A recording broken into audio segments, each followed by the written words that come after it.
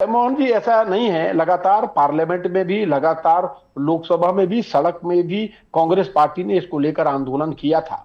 और पार्लियामेंट में भी राहुल गांधी जी और तमाम हमारे नेताओं ने तो इसकी लड़ाई भूल को गए लड़ी। थे, ये मैं 3 तो साल पहले धन्यवाद की दे बात है। मैं तो धन्यवाद देना चाहता हूं श्रीचंद भैया को। श्रीचंद भैया ने अपने स्टेटमेंट में सब चीज को बता दिया। उन्होंने कहा जीएसटी, अगर टैक्स कम होगा तो व्यापार बढ़ेगा, और टैक्स कम नहीं होगा, टैक्स बढ़ेगा तो व्यापार कम होगा।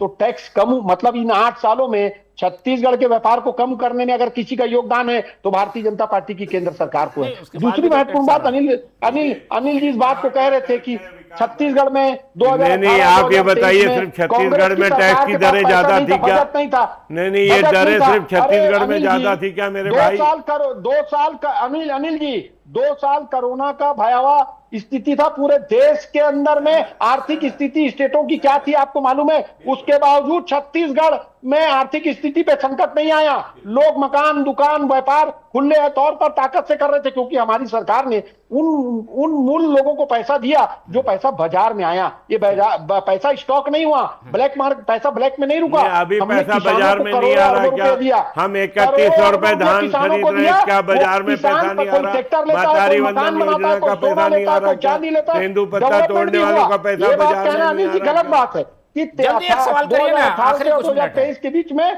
कभी सरकार में आर्थिक स्थिति का सामना हमको नहीं करना पड़ा। अभी 2 साल में आपको कुबेर का खजाना मिल गया, ओपी चौधरी जी बन गए, तो ये सरासर गलत बात है। ये गलत परसेप्शन आपका है।